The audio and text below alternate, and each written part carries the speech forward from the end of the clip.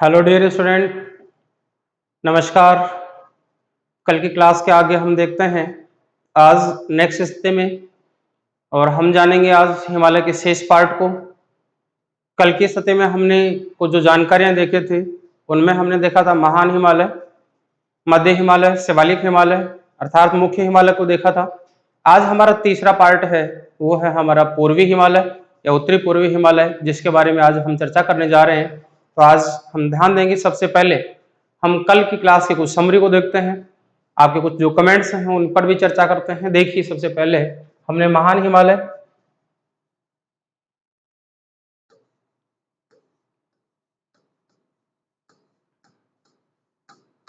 मुख्य हिमालय,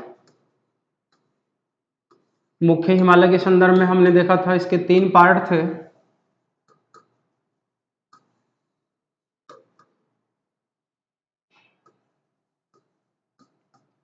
महान हिमालय,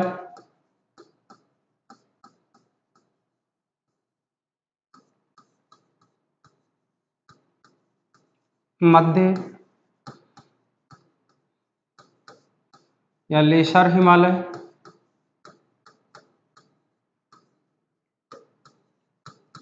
शिवालिक हिमालय या इसी को कहते हैं बाह्य हिमालय।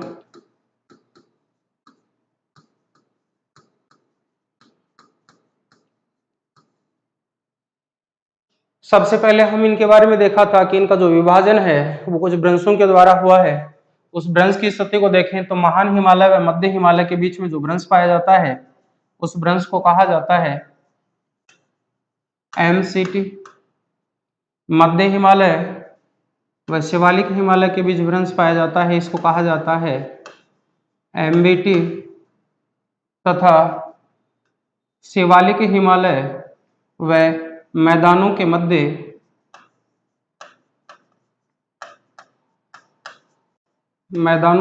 जो भ्रंश पाया जाता है इसको कहा जाता है हिमालयन फ्रंट फोल्ट, हिमालय अग्रभ्रंश।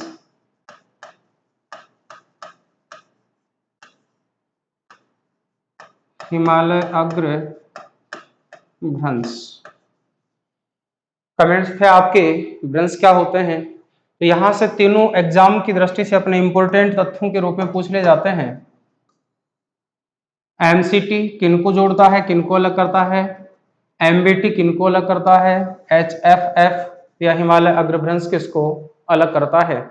यहाँ एक जो अलग से बच गया हमारा, अगर उसको भी हम देखें तो हम यहाँ एक भ्रंश को और पाते हैं, इसको कहा जाता है IST भ्रंश, और ये करता है ट्रांस हिमालय को अलग।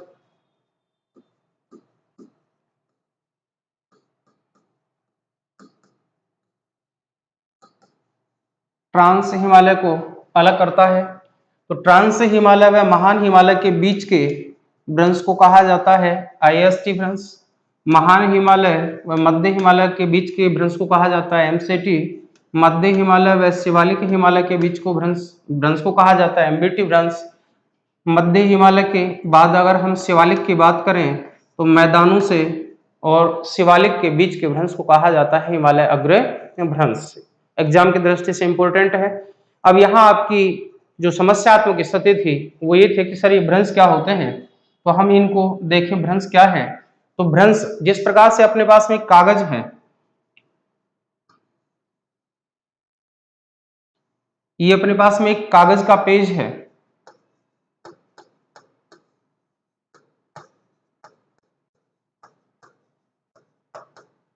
अगर इसको हम दोनों तरफ से प्रेस करते हैं, दबाते हैं या बल लगता है, तो इस बल के परिणाम स्वरूप इसमें कुछ मोड़ पड़ जाते हैं, और ये जो मोड़ हैं वो इस रूप में हमें दिखलाई पड़ते हैं। इन मोड़ों को ही कहा जाता है भ्रंश। तो दो पहाड़ियों के मध्य बनने वाली जो गहरी घाटीनुमा आकृति होती है इसको भ्रंश कहा जाता है। पहाड़ी श्रृंखला है, नेक्स्ट दूसरी पहाड़ी श्रृंखला है, नेक्स्ट तीसरी पहाड़ी श्रृंखला है, इनके बीच में बनने वाली जो आकृति है इस आकृति को कहा जाता है भ्रंश। ये भ्रंश कहलाते हैं। तो जान चुके होंगे, अर्थात इन पर ये दबाव की क्रिया है वो अलग अलग अवस्थाओं में पड़ी है। हमने निर्माण की अवस्था के साथ देखा था सबसे पहले बाह्य हिमालय, जिसको हम कहते हैं ट्रांस हिमालय, पार हिमालय। तो सबसे पहले हिमालय की जो उत्पत्ति थी वो ट्रांस हिमालय के रूप में हुई, फिर कुछ समय की विराम अवस्था आई, उसके बाद में दूसरी अवस्था हमारी महान हिमालय की हुई। तो उस अवस्था के दौरान जो बीच में अभिनति बन गई, उस अवस्था को कहा जाता है भ्रंश। इसी प्रकार से ये चार अवस्थाएं दबाव की प्रक्रिया के परिणाम स्वरूप हिमालय का निर्माण करती हैं और ये बीच में भ्रंशों की उत्पत्ति हो जाती है। ये भ्रंश हमारे इस हिमालय को अलग करते हैं। नेक्स्ट स्थिति को हम देखें तो हमने देखा था महान हिमालय के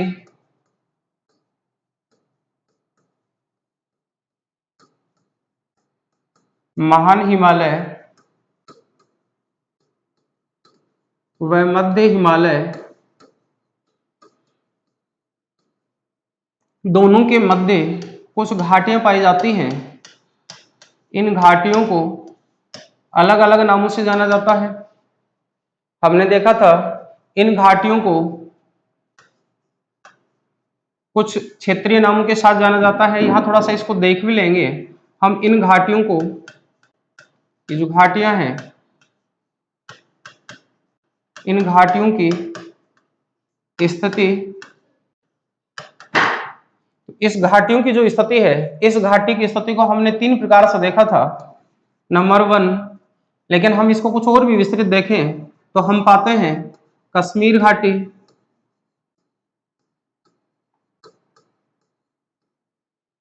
नेक्स्ट नंबर 2 देखा था हमने लाहौल स्पीति घाटी,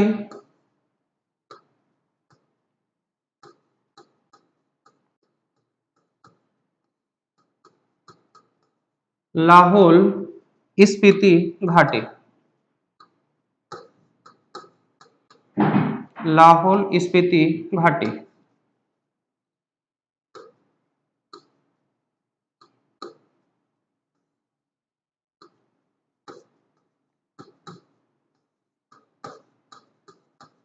घाटियों का संबंध भी देखा था हमने, कौन कौन से राज्य के साथ पड़ती है।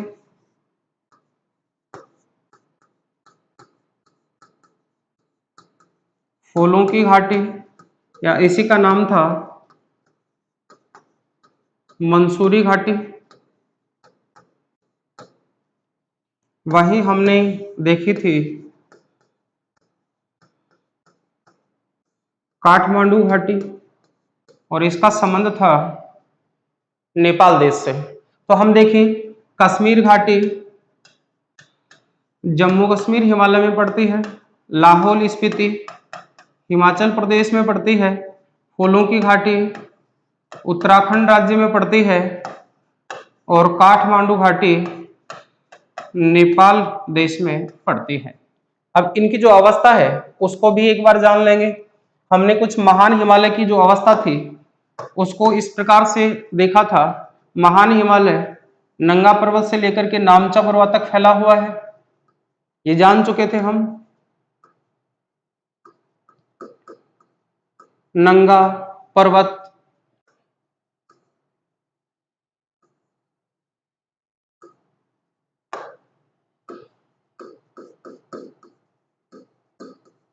नंगा पर्वत यहां से लेकर के हमने देखा था इसके समानांतर हमारे मध्यवर्ती हिमालय की अवस्था पाई जाती है और इनके बीच में घाटियां पाई जाती हैं। हमने इनको देखा इस रूप में पहाड़ी श्रृंखलाओं के साथ, और हमने इसी को खंडित श्रेणी का हिमालय कहा। तो इस हिमालय को कहा जाता है महान, इसको कहा जाता है मध्य, और मध्य के दक्षिण में पड़ने वाले को कहा जाता है शिवालिक।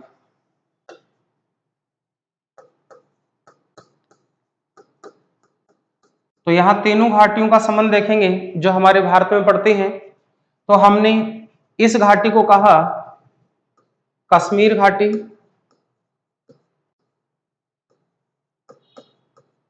कश्मीर घाटी इसको हमने कहा नेक्स्ट को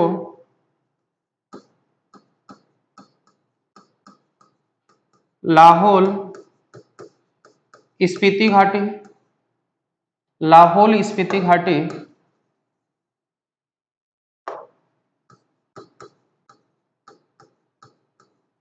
इसको कहा हमने फूलों की घाटी या मंसूरी घाटी,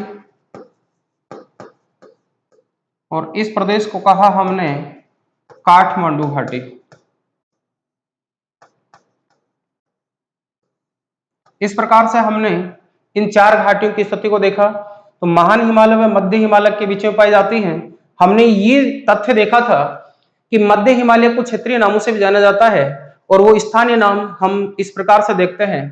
तो इसको कहा जाता है पीर पांजाल, इस भाग को कहा जाता है पीर पांजाल।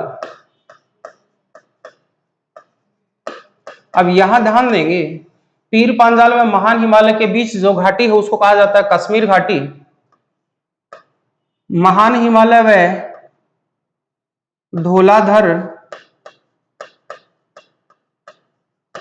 धौलाधर के बीच पाई जाती है उसको कहा जाता है लाहौल स्पीति घाटी, व इस पहाड़ी श्रृंखला को कहा जाता है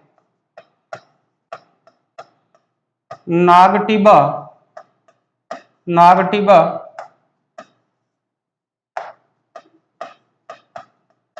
इस नागटिबा वाले क्षेत्र के बीच की जो पहाड़ी है, उस पहाड़ी के बीच में जो घासनुमा घाटियां हैं, उन घाटियों को कहा जाता है फूलों की घाटी या मंसूरी घाटी। और नेक्स्ट जो स्थिति है इसको कहा जाता है, इस पहाड़ी श्रृंखला का नाम है जो नेपाल में विस्तृत है, इसको कहा जाता है महाभारत, महाभारत पहाड़ियां। महाभारत पहाड़ी व महान हिमालय के बीच इस क्षेत्र के काठमांडू घाटी का विस्तार पाया जाता है। तो हमारे लिए इंपॉर्टेंट बनता है किस राज्य की कौन सी घाटी जानी जाती है। यहां हमने तीनों का संबंध देखा था, कौन कौन से विशेष कार्य के लिए जानी जाती है। तो हमने कश्मीर हिमालय का संबंध जम्मू कश्मीर के साथ देखा था, केसर जाफरान व सेव की कृषि के लिए जाना जाता है, सेव उत्पादन के लिए जाती है। लाहौल स्पीति जो घाटी है वो आलू उत्पादन के लिए जानी जाती है। उत्तराखंड वाली जो घाटी है ये फूल उत्पादन के लिए जानी जाती है। नेपाल वाली जो घाटी है काठमांडू घाटी, ये आलू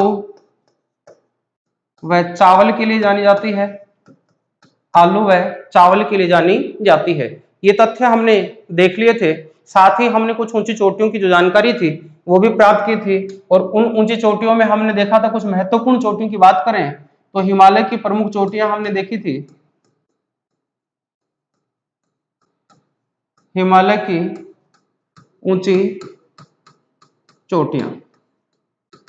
यहां हमने कुछ अपने रेट लेवल को लेकर के इंपॉर्टेंट तथ्यों की चर्चा की, और उसमें हमने देखा था सबसे पहले नंगा पर्वत, नेक्स्ट हमने देखी थी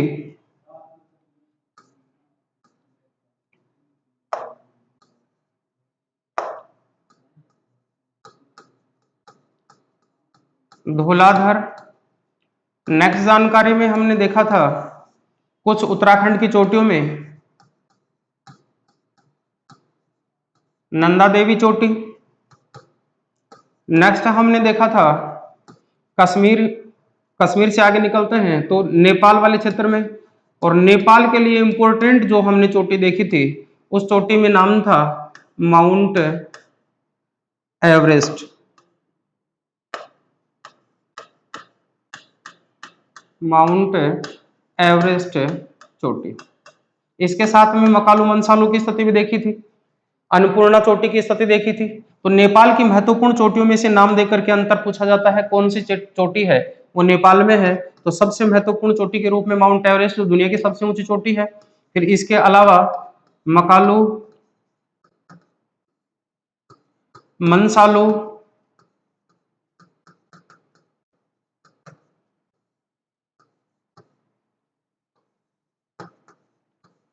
अन्नपूर्णा, ये नेपाल हिमालय की प्रमुख चोटियां हैं।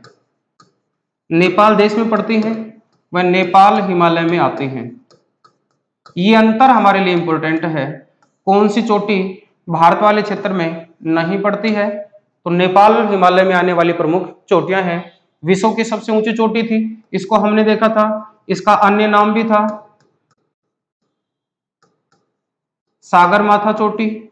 इसी को कहा जाता है चोमुंगलुंगमा।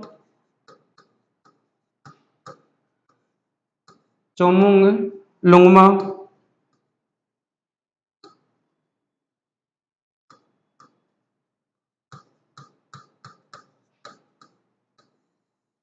ये कुछ हमारी महत्वपूर्ण चोटियों की बात थी। और अंततः हमने देखा था लास्ट अवस्था में, तो हमारे अरुणाचल प्रदेश की ओर जाते हैं तो हमारी सबसे पहले आती हैं सिक्किम में, और सिक्किम में पड़ने वाली चोटी का नाम था कंचनजंगा चोटी।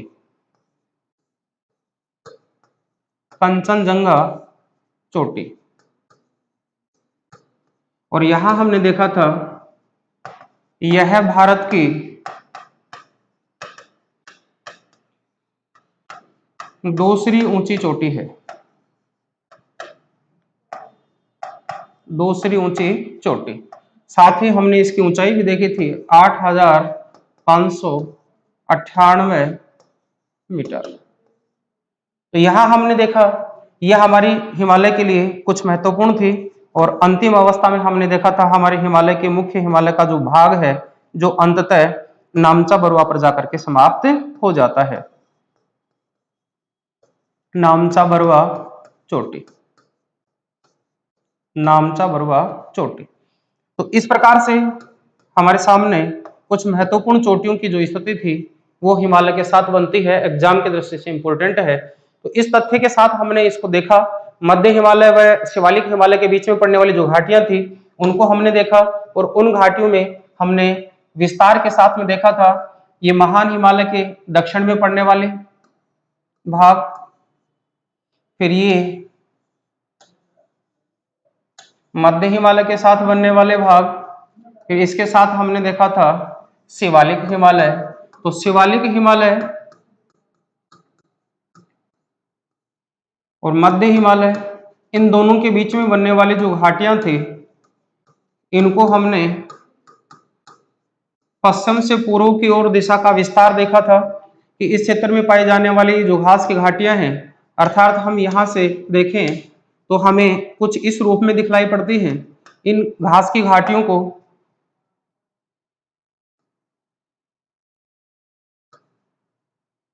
इन घास की घाटियों को जो यहाँ घास की घाटियां हैं, इन घास की घाटियों को अलग नामों से जाना जाता है।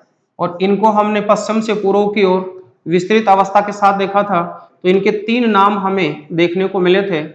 इनको दून, ताल व द्वार के नाम से जाना जाता है। तो इनकी दिशा थी पश्चिम से पूर्व की ओर। तो पश्चिम में इनको दून कहा जाता है व पूर्व में इनको द्वार कहा जाता है। पश्चिम में दून कहलाते हैं और पूर्व में इनको द्वार कहा जाता है। तो यहां तक आपने रिमाइंड कर लिया होगा पिछले सेशन को। यहां इससे आगे हम चर्चा करें तो हम हिमालय के अंतिम स्थिति में पहुंचते हैं, और वो हमारी हिमालय की स्थिति आती है हमारे पूर्व हिमालय की स्थिति। तो पूर्वी हिमालय को हम क्षेत्रीय नामों से जाना जाता है। तो हम ध्यान दें, यहाँ इनके नामों को लेकर के काफी महत्वपूर्ण जो प्रश्न बनता है वो बनता है हिमालय के क्षेत्रीय नाम। तो हमारा सबसे पहले पॉइंट है पूर्वी हिमालय। पूर्वी हिमालय। अब हम यहाँ पूर्वी हिमालय के जो क्षेत्रीय नाम हैं उनकी चर्चा करेंगे, पूर्वी हिमालय का विस्तृत अध्ययन करेंगे। तो सबसे पहले हम जिसको देखते हैं वो आता है अरुणाचल ओब्लिक। अपने को सामान्य रूप से अरुणाचल हिमालय देखने को मिलता है, लेकिन इसका विस्तार असम से प्रारंभ हो जाता है, इसलिए यहां से इंपॉर्टेंट प्रश्न बन जाता है। और प्रश्न है अरुणाचल व असम हिमालय, इसकी शुरुआत ब्रह्मपुत्र नदी के पूर्वी छोर से होती है। पूर्व की ओर पड़ने वाला भाग पूर्वी हिमालय में आता है। फिर आता है हमारा सेकंड स्थान नागालैंड, हिमालय। फिर आता है हमारा नेक्स्ट मणिपुर। सीक्वेंस में हम देखें तो मणिपुर। फिर नेक्स्ट आता है हमारा मिजोरम, हिमालय। फिर हमारा अंतिम स्थिति में आता है, वो आता है मेघालय। इस प्रकार से हमारे हिमालय की उपस्थिति पाई जाती है। इनको क्षेत्रीय नामों से जाना जाता है। तो हम यहाँ देखें तो अरुणाचल हिमालय व असम हिमालय में इसको डाफला। यहां देखें, सबसे पहले पर्सन को पढ़ना, अबोहर, या इसको अबोर के नाम से भी जाना जाता है। इसको रेंगमा,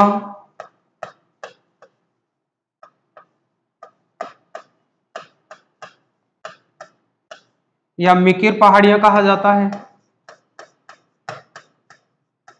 मिकिर पहाड़ियां कहलाती हैं। नागालैंड में पड़ने वाली जो हिमालय की जो पहाड़ियां हैं, इनको नागा हिल्स के नाम से जाना जाता है। नागा हिल्स के नाम से जाना जाता है। नागा हिल्स में पड़ने वाली जो चोटी है, ये पूर्वी हिमालय की सबसे ऊंची चोटी है। इसको कहा जाता है सारामती चोटी। काफी इंपॉर्टेंट है, ध्यान देंगे। पूर्वी हिमालय की सबसे चोटी, सबसे ऊंची चोटी कौन से राज्य में पड़ती है? तो नागालैंड राज्य में। तथा कौन सी पहाड़ी श्रृंखला में पड़ती है? नागा हिल्स पहाड़ी क्षेत्र में पड़ती है। ये जो नागा हिल्स जो क्षेत्र है, इसका विस्तार उत्तर से दक्षिण की ओर पाया जाता है। ये चर्चा भी हम करने जा रहे हैं। इनकी विस्तार की जो अवस्था है वो किस प्रकार से बन जाती है। मणिपुर में इनको मणिपुर पहाड़ियां कहा जाता है।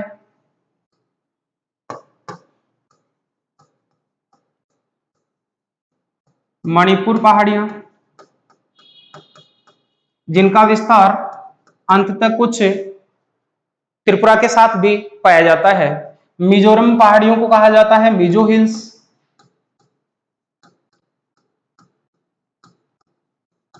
मिजो हिल्स के नाम से जानी जाती है।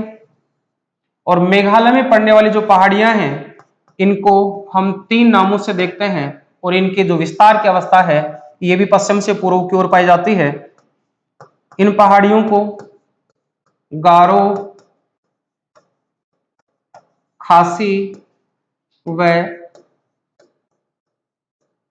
जयंतियों के नाम से जाना जाता है। ये 3 पहाड़ी श्रृंखलाएं हैं जो मेघालय राज्य में पड़ती हैं। सामान्यतः मेघालय में पड़ने वाली इन पहाड़ियों को हम प्रायद्वीपीय पठारी भाग का अंग मानते हैं, लेकिन ये पूर्वी हिमालय में स्थित हैं। इनको गारो, खासी और जयंती की पहाड़ियां कहा जाता है। तीनों की स्थिति पश्चिम से पूर्व की ओर कुछ इस प्रकार से पाई जाती है। पश्चिम में ये पहाड़ियां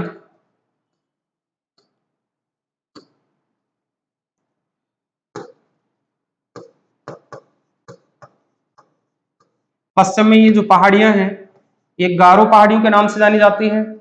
मध्य में पड़ने वाली जो पहाड़ियां हैं, इनको खासी पहाड़ी कहा जाता है। और पूर्व में पाई जाने वाली इन पहाड़ियों को जयंती की पहाड़ियां कहा जाता है। अब यहां ध्यान देने योग्य जो बात है वो इस रूप में है कि खासी जो पहाड़ियां हैं, ये विश्व की सर्वाधिक वर्षा वाले क्षेत्र को इंगित करती हैं। तो यहाँ सर्वाधिक वर्षा होती है। विश्व की सर्वाधिक वर्षा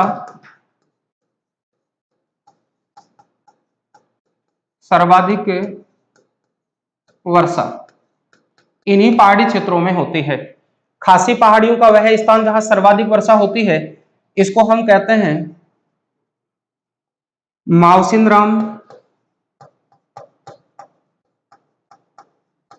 तो ये अपने एग्जाम की दृष्टि से इंपॉर्टेंट है। चेरापूंजी भी इसी पहाड़ी क्षेत्र में पड़ने वाला सर्वाधिक वर्षा वाला क्षेत्र था, लेकिन वर्तमान में विश्व की सर्वाधिक जो वर्षा है वो मावसिनराम नामक स्थान पर होती है, जो मेघालय राज्य में आता है तथा खासी पहाड़ियों के दक्षिण में पाया जाता है। तो इस प्रकार से हमारी पूर्वोत्तर हिमालय की विस्तार की अवस्था पाई जाती है। अब इसकी कुछ सामान्य जो विशेषताएं हैं, इन पर चर्चा करते हैं हम। तो कौन कौन सी सामान्य विशेषताएं हमारी पूर्वी हिमालय के साथ देखने को मिलती हैं, वो कुछ इस प्रकार से है।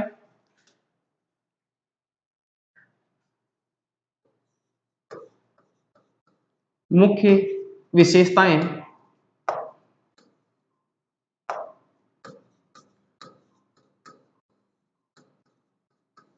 मुख्य विशेषताएं, मुख्य विशेषताओं में पहली विशेषता हमने दिशा के साथ, हिमालय की सामान्य विशेषता के साथ भी देखा था। तो मुख्य विशेषता में पहली विशेषता है इसकी कि अरुणाचल प्रदेश में, अरुणाचल प्रदेश में यह हिमालय, हिमालय हेयरपिन बैंड के रूप में, हेयरपिन बैंड के रूप में पाया जाता है। हमने देखा था हेयरपिन बैंड के रूप में किस प्रकार से पाया जाता है। इसके विस्तार की जो स्थिति को हमने देखा वो कुछ इस प्रकार से थी।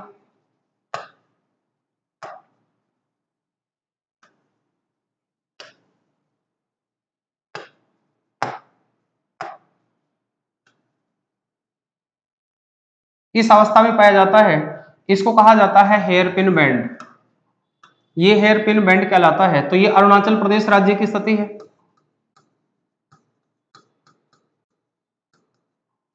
अरुणाचल प्रदेश में हेयरपिन बैंड के रूप में है। इंपॉर्टेंट तथ्य है, महत्वपूर्ण जानकारी है, यहाँ काफी एग्जाम में बनने वाला लॉजिकली क्वेश्चन है। यहां से ये स्थिति हेयरपिन बैंड के रूप में जानी जाती है, जो अरुणाचल प्रदेश में है। यहाँ आने के बाद में जो इसकी विस्तार की जो अवस्था है वो हम देखते हैं कि दक्षिण की ओर जब चलते हैं तो ये पहाड़ियां कुछ इस प्रकार से व्यवस्थित हैं।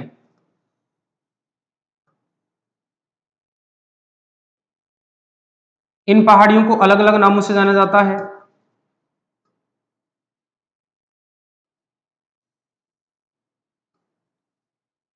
तो ये ध्यान देंगे कौन कौन सी पहाड़ियां किस किस नाम से जानी जाती हैं। इनको कहा जाता है नागा हिल्स,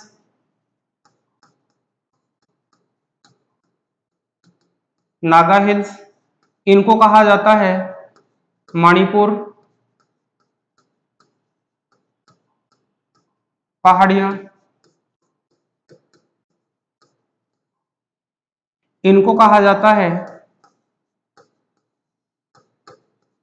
मिजो पहाड़ियां। अंततः ये त्रिपुरा के साथ में बांग्लादेश की सीमा से होती हुई आगे निकल जाती है। इनको कहा जाता है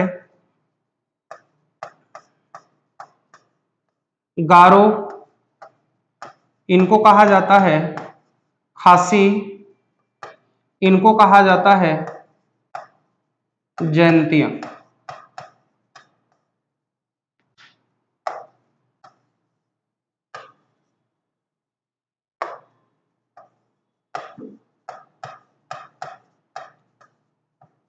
ये इनकी दिशात्मक स्थिति है। यहां पड़ने वाला जो क्षेत्र है ये पाया जाता है, या इसको कहा जाता है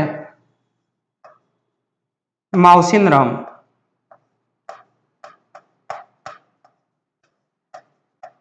माउसिनराम स्थान, जो मेघालय राज्य में पड़ता है। ये स्थिति है इसकी मेघालय के साथ। अब इनकी कुछ जो संरचना है उसको अगर हम देखें तो इन पहाड़ियों की अवस्था कुछ इस प्रकार से पाई जाती है,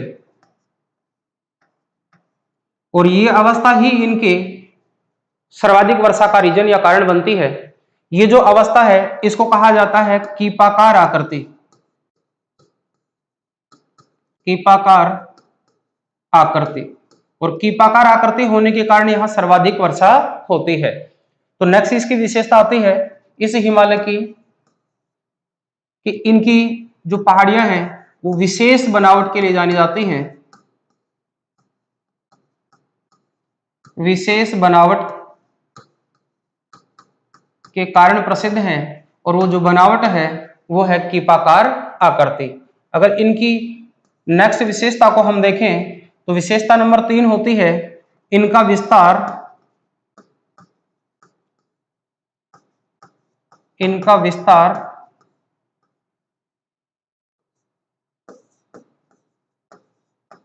क्रमशः उत्तर से दक्षिण में पाया जाता है। यह ध्यान देंगे, सामान्यतः उत्तर से दक्षिण में है, लेकिन कुछ पहाड़ियों की आकृति पश्चिम से पूर्व या पूर्व से पश्चिम की ओर पाई जाती है। तो यहां हमें कुछ विशेषताओं के साथ सामान्य आकृतियां दिखाई देती हैं। साथ ही इसकी नेक्स्ट जो विशेषता है, सबसे महत्वपूर्ण जो विशेषता है, तो ये तथ्य ध्यान देंगे, यहाँ कुछ खनिजों की उपस्थिति पाई जाती है और इसीलिए इनका महत्व ज्यादा हो जाता है। तो नोट के रूप में हम लिख सकते हैं इसकी विशेषता, यहां कोयले के जमाव व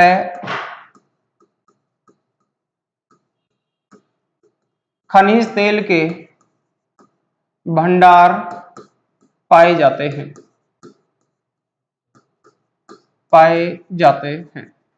ये इसकी महत्वपूर्ण विशेषता है। यहां हम देखेंगे तो ये विशेषता सबसे महत्वपूर्ण है। तो हम यहां देख पाते हैं असम वाले क्षेत्र में यहां तेल जमाव के लिए कुछ प्रदेश आते हैं, जिसको हम खनिजों के साथ भी देखेंगे, लेकिन इस क्षेत्र में सर्वाधिक तेल के जमाव पाए जाते हैं तथा इस क्षेत्र में यहाँ कोयले के जमाव पाए जाते हैं। तो ये कोयला प्रदेश है और यहाँ खनिज तेल है, खनिज तेल पाया जाता है। अब यहाँ माकुम क्षेत्र फेमस है। माकुम क्षेत्र असम राज्य का माकुम, डिगबोई, नूनमती, नाहरकटिया, ये असम वाले क्षेत्र का तेल उत्पादन क्षेत्र है जो इन्हीं पहाड़ियों का भाग माना जाता है। अब अगर हम आगे देखें तो इन पहाड़ियों को, जिनको हम रेगमा की पहाड़ियां कहते हैं या मिकिर की पहाड़ियां कहते हैं, ये पहाड़ियां हैं मिकिर व रेगमा, MR की पहाड़ियां कहा जाता है, मिकिर व रेगमा की पहाड़ियां कहा जाता है। नेक्स्ट स्थिति के ऊपर हम चर्चा करें तो हमारी सामान्य स्थिति में कुछ यहाँ दर्रे भी पाए जाते हैं, जो संपूर्ण हिमालय के हम 7 देखेंगे। तो महत्वपूर्ण दर्रों की बात करें, जो हमारा इस हिमालय का अंतिम पार्ट रहेगा, हिमालय में पड़ने वाले प्रमुख दर्रे, हम चर्चा करते हैं प्रमुख दर्रों की।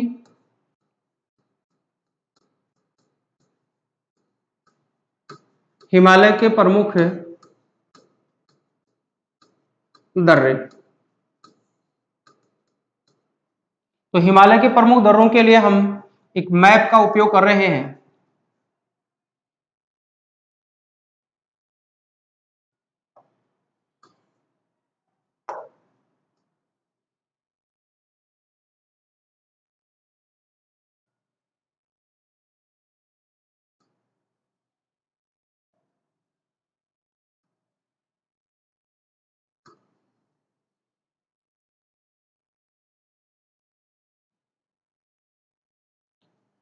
यहां हम जानेंगे भारत के प्रमुख दर्रों को। तो इन दर्रों में हमने एक पहाड़ी श्रृंखला देखी थी, काराकोरम, लद्दाख, जास्कर। फिर हमने देखा था नंगा पर्वत से लेकर के नामचा बरवा तक महान हिमालय। फिर हमने देखा था इसके दक्षिण में मध्य हिमालय,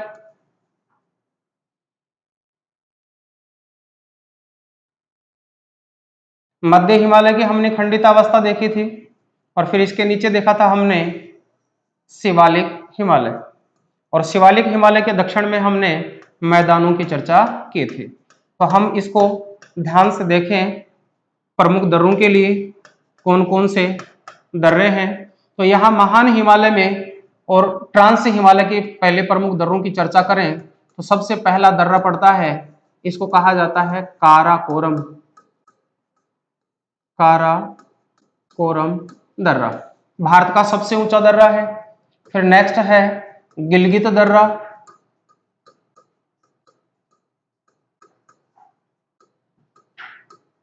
गिलगित दर्रा।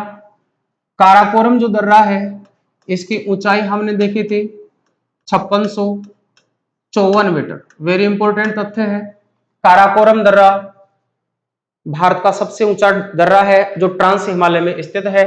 फिर हम यहाँ चर्चा करें तो हमारे नेक्स्ट दर्रे की बात आती है, इसको कहा जाता है खारदुल्ला दर्रा।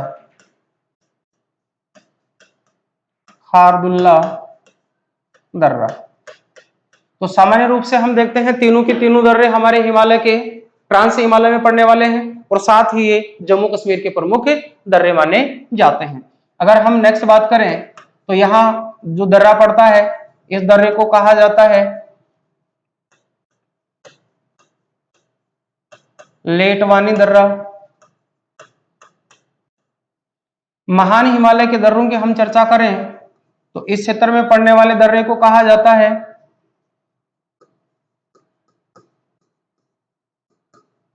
बनिहाल दर्रा।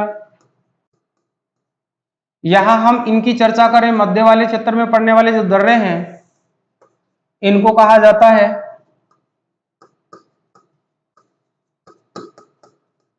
रोहतांग दर्रा जो हिमाचल प्रदेश का है, बनिहाल दर्रा जम्मू कश्मीर का है, शेष सारे दर्रे जम्मू कश्मीर के पड़ने वाले दर्रे हैं। अगर हम नेक्स्ट चर्चा करें तो हमारे उत्तराखंड में पड़ने वाले कुछ दर्रे हैं। इन दर्रों में ये प्रमुख रूप से हिमाचल और उत्तराखंड के प्रमुख दर्रे आते हैं। तो यहां हम बात करें तो यहां दर्रा आता है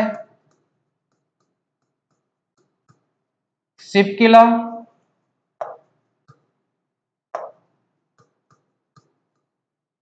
ये आता है माना दर्रा,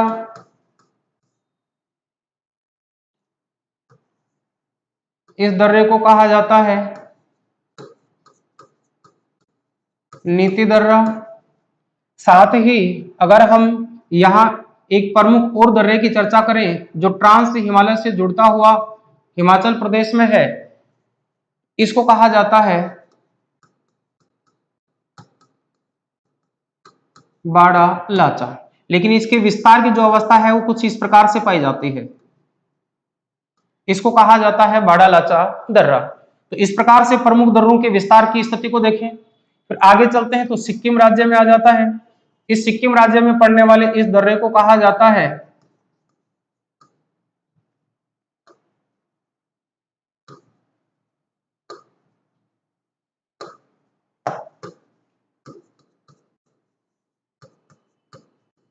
नाथुला दर्रा।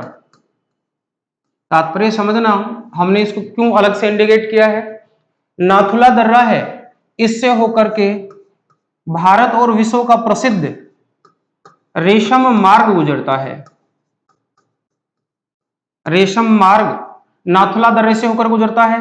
रेशम मार्ग है वो 3 देशों के लिए बना हुआ है, बांग्लादेश, भारत व चीन। इन 3 देशों के बीच गुजरने वाले मार्ग को रेशम मार्ग या सिल्क रूट के रूप में जाना जाता है। इसी के पास में एक घाटी पड़ती है, इस घाटी को कहा जाता है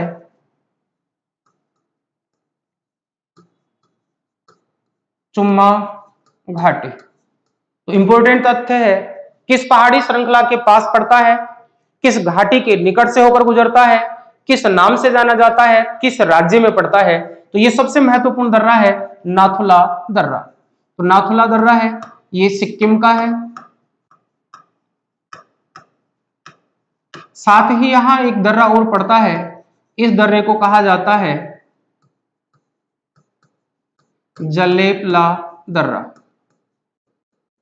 तो दोनों दर्रे सिक्किम राज्य के प्रमुख दर्रे हैं।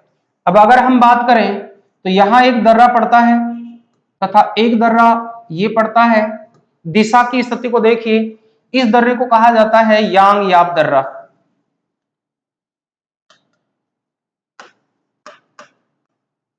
यांग याप दर्रा। और यांग याप दर्रा इंपॉर्टेंट किस रूप में है, अरुणाचल प्रदेश का दर्रा है। अरुणाचल प्रदेश यांगयाप दर्रे में से होकर के ब्रह्मपुत्र नदी भारत में प्रवेश करती है। वेरी इंपॉर्टेंट, ब्रह्मपुत्र नदी भारत में किस दर्रे से होकर प्रवेश करती है, तो यांगयाप दर्रे से होकर प्रवेश करती है। तो सामान्यतः प्रश्न पूछ लिया जाता है ब्रह्मपुत्र नदी भारत के किस राज्य में सबसे पहले प्रवेश करती है, तो निश्चित रूप से अगर यांगयाप दर्रे से प्रवेश करती है तो अरुणाचल प्रदेश राज्य में सबसे पहले आती है, इस दर्रे से होकर भारत में प्रवेश करती है। इसको कहा जाता है दीफू दर्रा या डीफू दर्रा। अब यहां ध्यान देंगे, यहां हमारी सीमा बनती है। हमने ये भी देखा था कि अरुणाचल प्रदेश की जो सीमा है वो हमें दो देशों के साथ देखने को मिलती है, एक म्यांमार के साथ और एक चाइना के साथ या चीन के साथ। तो ये दर्रा दोनों देशों के साथ व्यापारिक क्रियाओं के लिए जाना जाता है। साथ ही भारत म्यांमार व चीन के साथ जो व्यापार करता है उसका उपयोग वो दीफू दर्रे के रूप में करता है। नेक्स्ट दर्रे की अगर बात करें तो इस दर्रे को कहा जाता है पलसाड़ दर्रा। पलसाड़ दर्रा।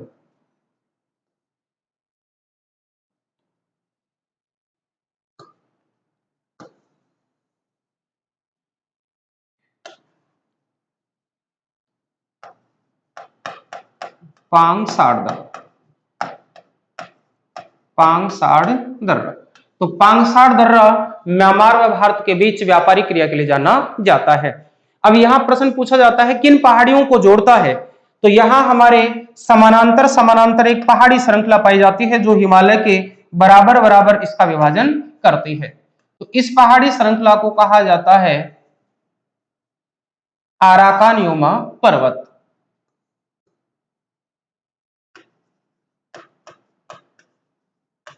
आराकान योमा पर्वत।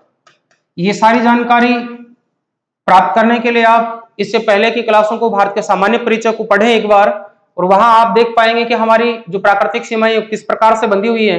तो हम देख पाते हैं कि कुछ 3 दर्रे हमारे भारत के जो हिमालय के साथ लगते हैं वो हमारे यहाँ दीफू दर्रा अराकानयोमा पर्वत श्रृंखला के साथ लगता है, यहाँ हमारा पंगसार दर्रा अराकानयोमा के साथ लगता है, और यहाँ हमारे साथ लगने वाली जो अंतिम रूप से यांग्याप दर्रे की स्थिति है यहाँ हमारे हिमालय की समाप्ति का भाग मान लिया जाता है। तो यहाँ हम देखते हैं ये पूर्वी जो हमारा जो विभाजन है वो हमारा सामान्यतः इसी क्षेत्र के आगे के भाग को माना जाता है। इसके आगे अग्रभाग को पूर्व की ओर पड़ने वाले हिमालय को कहा जाता है पूर्वी हिमालय। तो यहां से बहने वाली जो नदी तंत्र है इस नदी तंत्र के द्वारा इसका विभाजन किया गया है और यही हमारा पूर्वी हिमालय कहलाता है।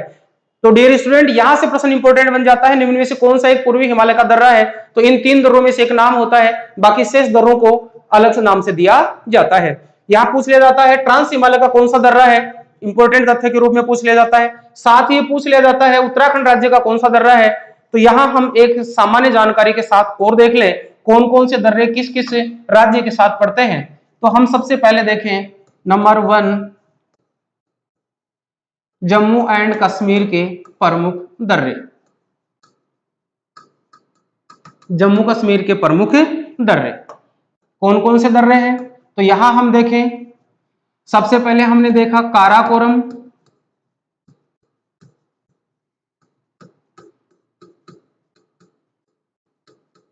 गिलगित, फिर हमने देखा खारदुल्ला, फिर हमने देखा बनिहाल दर्रा। ये जम्मू कश्मीर के प्रमुख दर्रे हैं। दोनों तथ्य इंपॉर्टेंट हैं, सर्वाधिक ऊंचा है। बनिहाल दर्रे के लिए जो इंपॉर्टेंट तथ्य निकल करके आता है वो आता है इस दर्रे से होकर जवाहर सुरंग जाती है। जवाहर सुरंग किस दर्रे से होकर गुजरती है, तो जवाहर सुरंग बनिहाल दर्रे से होकर गुजरती है। जवाहर सुरंग द्वारा कौन कौन से स्थान जुड़े हुए हैं, तो इससे जम्मू व श्रीनगर जुड़े हुए हैं। अपने लेवल को लेकर के इतना ही काफी है, यहां जवाहर सुरंग से जम्मू व श्रीनगर आपस में जुड़ते हैं, नेशनल हाईवे गुजरता है। नेक्स्ट हम बात करें हिमाचल प्रदेश के दर्रे। तो हिमाचल प्रदेश के दर्रों के अंतर्गत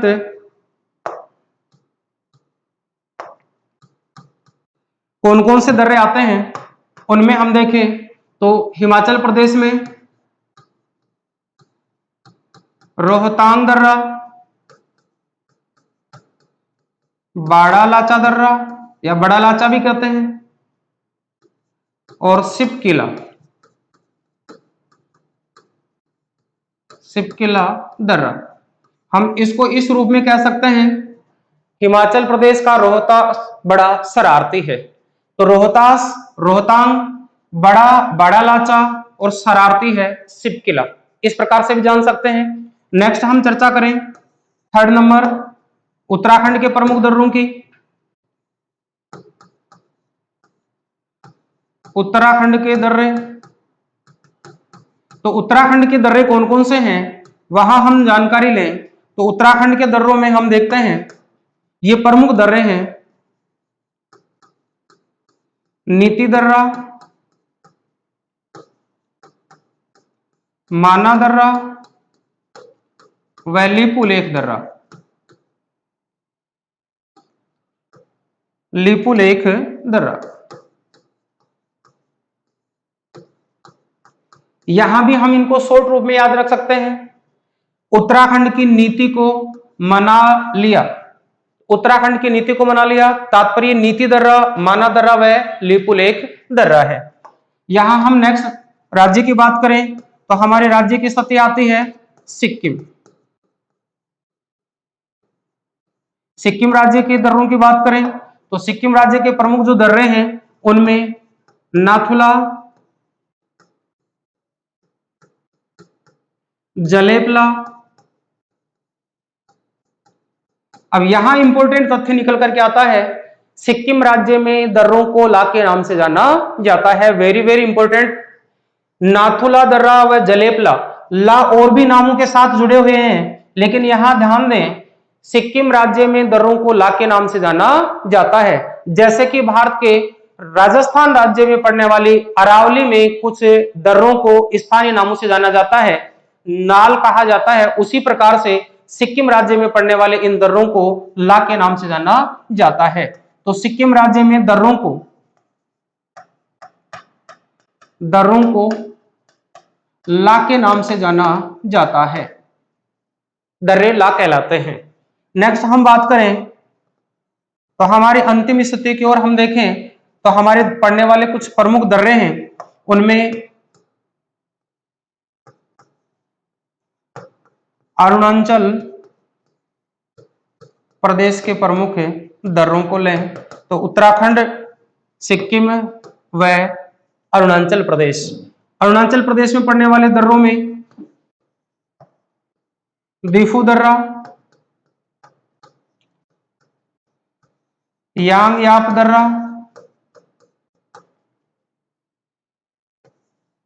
पांगसाड़ दर्रा, पांगसाड़ दर्रा।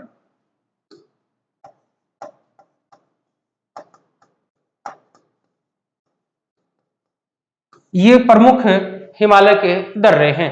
तो इस प्रकार से हम याद रख सकते हैं इनको कि इन दर्रों में कौन कौन सी स्थिति को लेकर के प्रश्न पुटअप होता है। दिफू दर्रे को लेकर के प्रश्न पुटअप होता है। दिफू दर्रा है अरुणाचल प्रदेश की उत्तरी सीमा पर, यांगयाप दर्रा है जिससे होकर के ब्रह्मपुत्र नदी प्रवेश करती है, पांगसार दर्रा है जिससे होकर के म्यांमार और भारत के बीच व्यापारिक क्रियाएं संपन्न होती हैं। तो आज की क्लास में हम हिमालय की संपूर्ण स्थिति के बारे में जान चुके हैं।